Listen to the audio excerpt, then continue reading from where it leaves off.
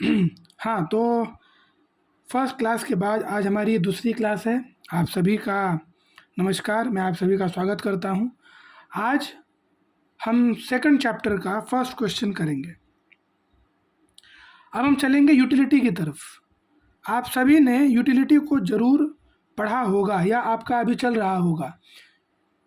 तो सबसे पहले हमें समझना चाहिए कि ये जो क्वेश्चन दिया है यहाँ पे, जहाँ लिखा है explain the law of diminishing marginal utility with its assumption, ये क्वेश्चन बच्चों एग्ज़ाम में बहुत ही हॉट क्वेश्चन है। ये क्वेश्चन एग्ज़ाम में आता ही है। तो सबसे पहले आप क्वेश्चन को बहुत अच्छे से समझें। क्या लिखा है? Explain the law of diminishing marginal utility. अब अगर मैं आपसे पूछूं कि what do you mean by utility, तो यूटिलिटी का मतलब होता है, देखिए यहाँ दो शब्द आती है। The one word is demand and another word is utility. Demand and utility में क्या रिलेशन है, इसको पहले हमें समझना पड़ेगा। डिमांड का मतलब होता है, जैसे मान के चलिए आपको पानी पीना है तो आपने पानी की डिमांड किया।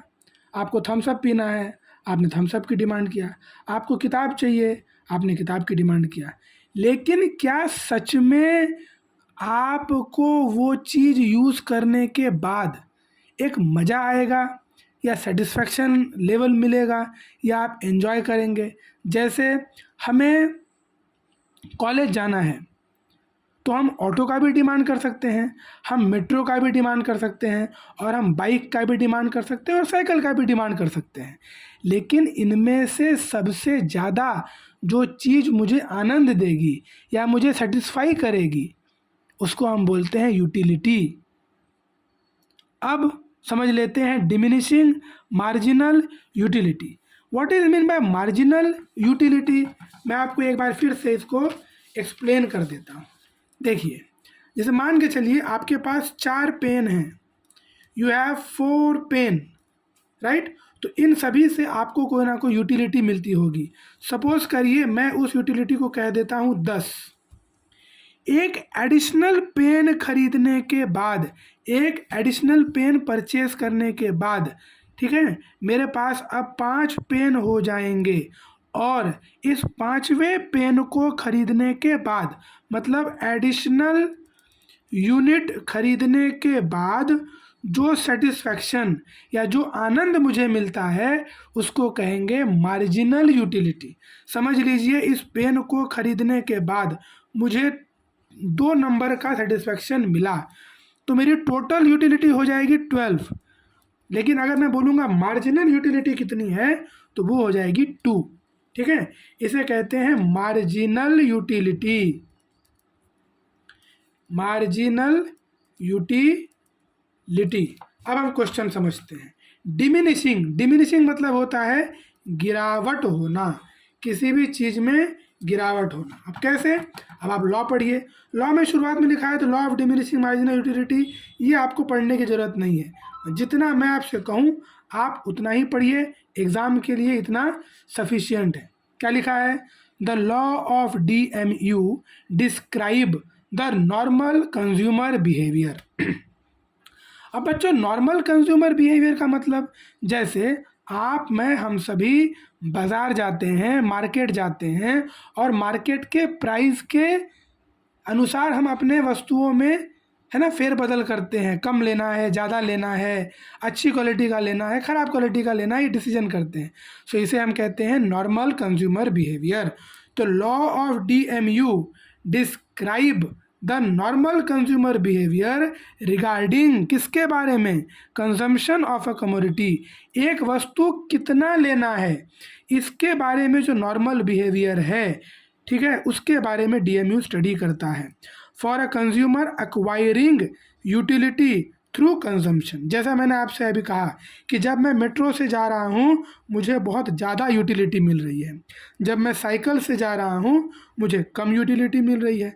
तो जो भी यूटिलिटी हम एक्वायर करते हैं किसी कंजम्पशन के द्वारा, ठीक, utility increases at a diminishing rate.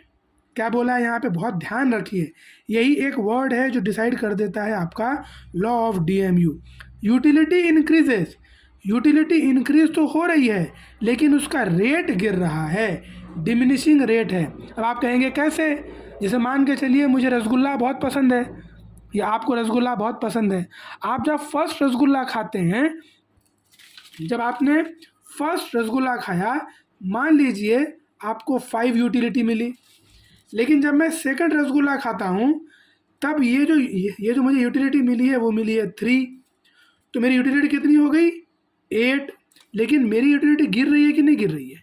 Diminish हो रही है कि नहीं हो रही है? Earlier it was 5, now it is 3। तो मेरा जो यूटिलिटी है वो इंक्रीज हो रहा है। पहले 5 था, अब 8 हो गया, लेकिन डिमिनिशिंग रेट से। इसी को हम क्या कहते हैं? Law of diminishing marginal utility. Utility increases at a diminishing rate with the reduction in the intensity of want. क्यों हुआ? क्योंकि उस चीज़ को पाने की इच्छा कम हो गई।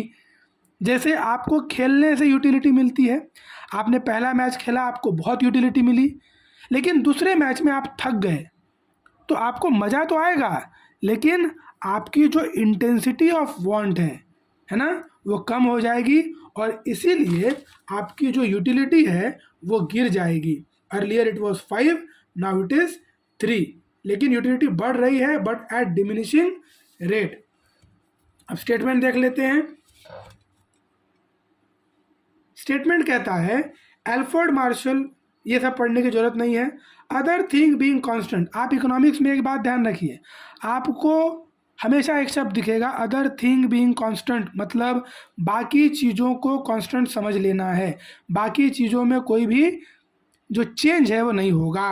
Other thing being constant the additional benefit, मैंने कहा ना आपसे एडिशनल बेनिफिट, पहले मेरा बेनिफिट 5 था, अब एडिशनल यूनिट को लेने से जो बेनिफिट मिला उसे कहते हैं additional benefit. Other thing being constant the additional benefit which a person derive from a given increase in his stock.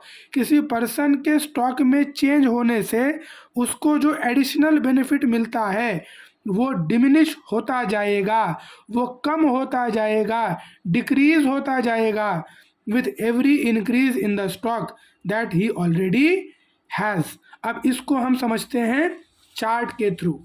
इसी बात को हम चार्ट के थ्रू समझते हैं। देखिए, जब हमने पहली क्वांटिटी खाई तब हमको 15 यूटिलिटी मिला, तो हमारा टोटल यूटिलिटी भी 15 और मार्जिनल यूटिलिटी भी 15। लेकिन जब हमने सेकंड वस्तु खाया तो उससे जो मार्जिनल यूटिलिटी मिला जो कि है 12, 12, तो टोटल कितना हो गया? 27। अब थर्ड जो हमने खाया उससे मिला 9, तो टोटल हो गया 36। फोर्थ खाया तो मिला 6, तो कितना आ गया? 42। फिर फिफ्थ, अब बिल्कुल खाने की इच्छा नहीं है, फिर भी खा लिया, कितना मिलेगा? 40। अब बिल्कुल इच्छा नहीं है तो कितना utility? 0। So my utility remains 45। And at the time 7 मैंने 7वां खाया, तब मेरी बिल्कुल इच्छा थी जबरदस्त खाना और मेरी टोटल यूटिलिटी डिमिनिश हो गई। इसको हम कहते हैं बच्चों लॉ ऑफ मार्जिनलिटी। अगले लेक्चर में मैं आपको ग्राफ के थ्रू भी इसको समझाऊंगा। अजम्पशन, तो ग्राफ और अजम्पशन अगले लेक्चर में करेंगे। आप इस को सीखें, एंजॉय करें, अपने एसोसिएशन भी करें। मिलते हैं सभी को।